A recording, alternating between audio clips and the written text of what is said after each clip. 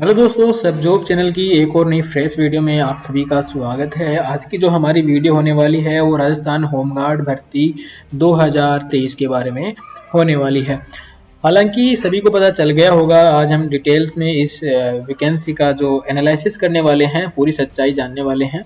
तो ये जो वैकेंसी है वो गृह रक्षा राजस्थान जयपुर के माध्यम से इस वैकेंसी का जो भी एग्ज़ाम, जो भी फिजिकल होगा वो लिया जाएगा।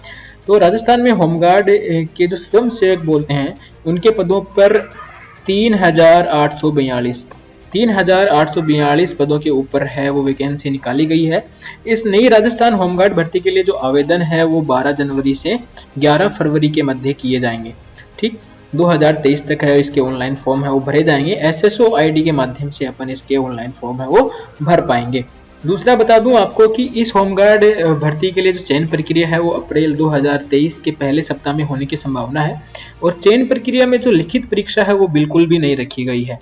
इसमें क्या रखा गया है, इसमें 50 अंकों पे एक मेरिट बनेगी, 50 नंबरों के ऊपर एक मेरिट बनेगी। किस तरह से बनेगी वो आपको एक बार डिटेल में बाद में पढ़ाऊंगा, एक बार छोटा सा वो बता देता हूँ।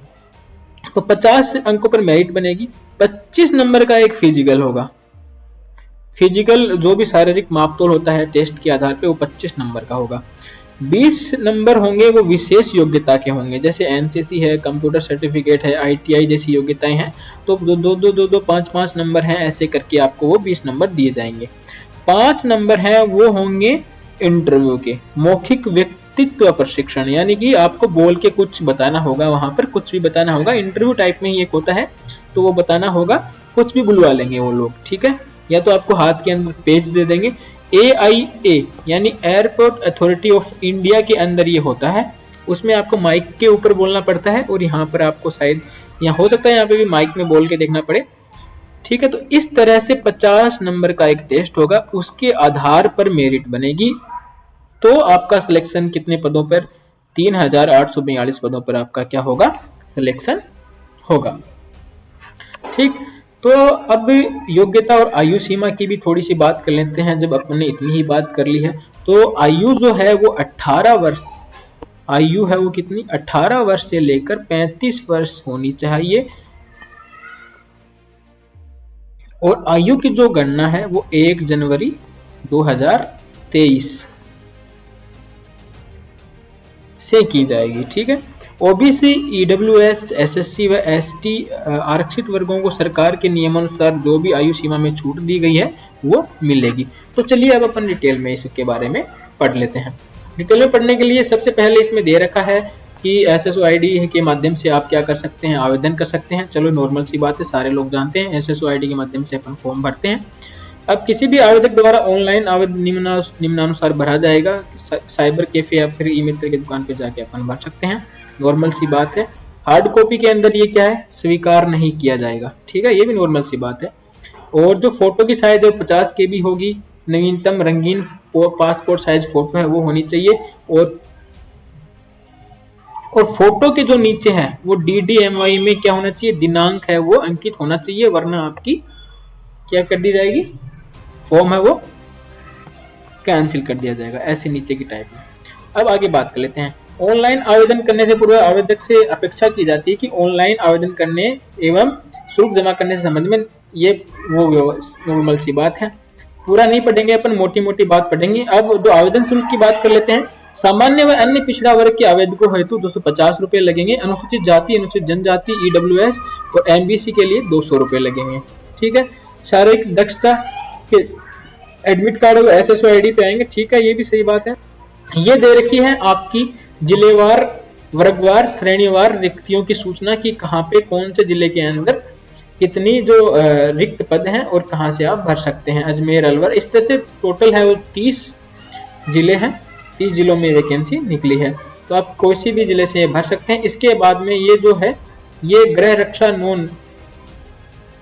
नॉन TSP और वो TSP, ठीक है, ये नॉन TSP वाले हैं। रामसर, सांचौर, शोभाला, चौहाटन, बाखासर, ऐसे आपको ये इसके अंदर देख लेना होगा और फिर भरना होगा फॉर्म, कहाँ से आप भरते हैं। अब ये है गृह रक्षा जनजाति क्षेत्र। ठीक है, ये TSP वाले हैं, बांसवाड़ा, डूंगरपुर वाले, तो TSP वालों के लिए। अब नामांकन हेतु परीक्षा केंद्र तो 15 दिन पहले ही आपको बता देंगे, 7 दिन पूर्व प्रवेश पत्र है वो जारी कर देंगे कहाँ पे क्या होने वाला है। आरक्षण की बात कर लेते हैं। तो आरक्षण किस तरह से देय होगा? अनुसूचित जाति को 60%, अनुसूचित जनजाति को 12%, अन्य पिछड़ा वर्ग को 21% और आर्थिक रूप से कमजोर वर्ग को 10% और एमबीसी को 5% आरक्षण यहाँ पर दिया जाएगा। महिलाओं के लिए 30% आरक्षण है का प्रावधान है जो इनको मिलने वाला है, बिल्कुल निसंकोच इनको मिलेगा। भूतपूर्व सैनिकों को 12.5%, कब से 7/12/2022 वाले परिपत्र में, अभी जो आदेश जारी हुआ था वो आदेश यहाँ पर लगने वाला है इन पे। टीएसपी क्षेत्र में नॉर्मल सी वही प्रावधान जो पहले से है। अब मानदेय कितना मिलेगा? अब जो भी पहली बात तो ये 5 साल के लिए है। 5 साल के बाद में सरकार चाहे तो आपके होमगार्ड का जो कार्यकाल है वो बढ़ा सकती है, ठीक है। अब ये क्या कहते हैं, 693 रुपए प्रतिदिन का देय होगा होमगार्ड्स, ठीक है। 590 रुपए चतुर्थ श्रेणी के कर्मचारी हैं उनको मिलेगा। होमगार्ड जो बनेगा उसको कितने मिलेंगे? 693 रुपए। राज्य सरकार द्वारा प्रसारित होमगार्ड नियमावली, इसके अनुसार 5 वर्ष के लिए सदस्यता होमगार्ड की प्रदान की जाएगी। उसके बाद में 5 वर्ष की अवधि के बाद में हो सकता है इसको बढ़ा दे। तो ये जो जॉब है होमगार्ड वाली, ये परमानेंट तो बिल्कुल भी मत समझना।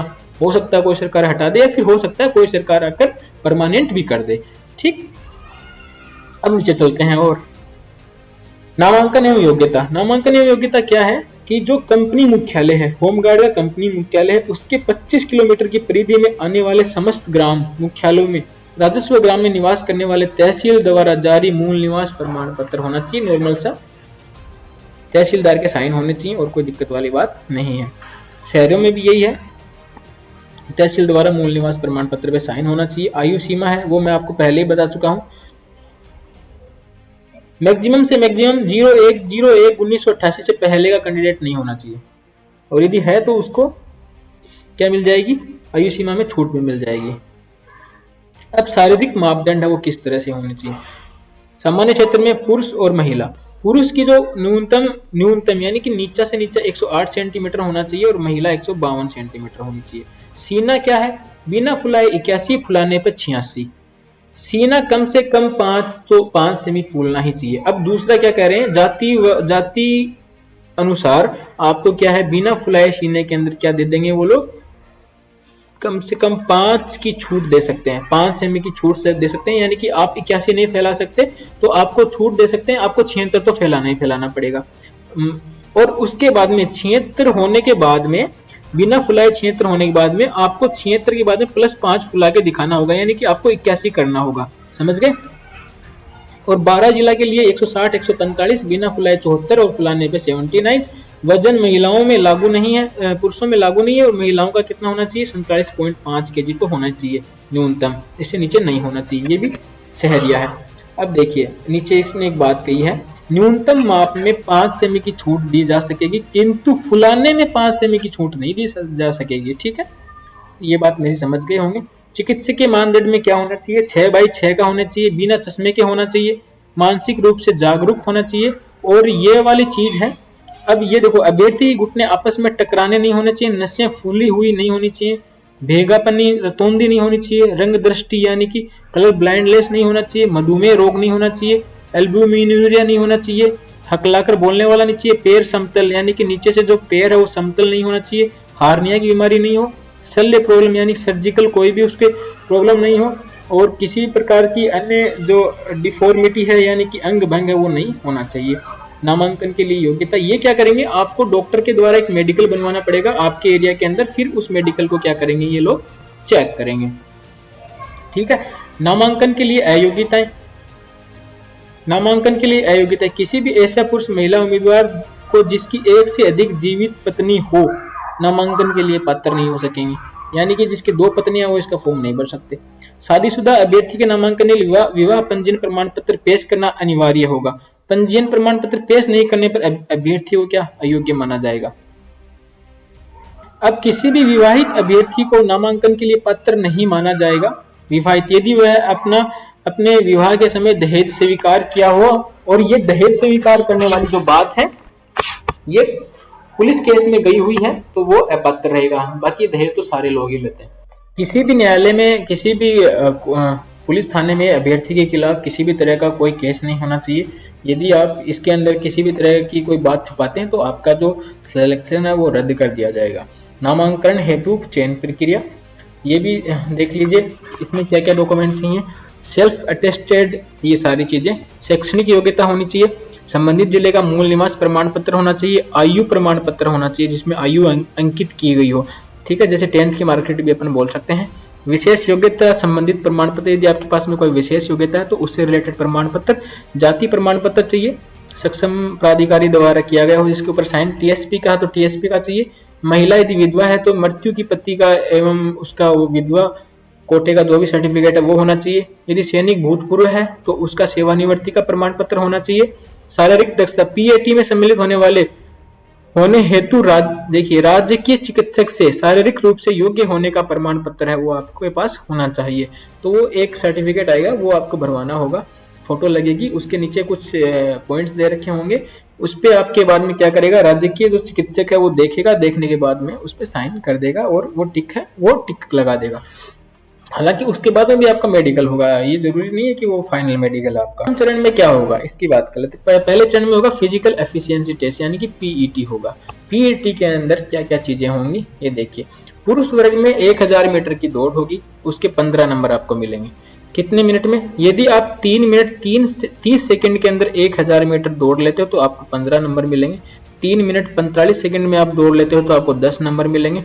4 मिनट तक दौड़ते हो तो आपको 5 अंक मिलेंगे और 4 मिनट से अधिक का टाइम आप लेते हो 1000 मीटर दौड़ने के लिए तो आपको 0 अंक मिलेगा। ये हो गया 15 नंबर। महिला वर्ग में 800 मीटर की दौड़ होगी, महिलाओं के लिए 3 मिनट और 30 सेकंड है। यदि आप इतनी मिनट में दौड़ लेते हो तो आपको 15 नंबर मिलेंगे। यदि इससे कम यानी कि ज़्यादा समय लेते हो, 3 मिनट 50 सेकंड लेते हो तो आपको 10 नंबर मिलेंगे।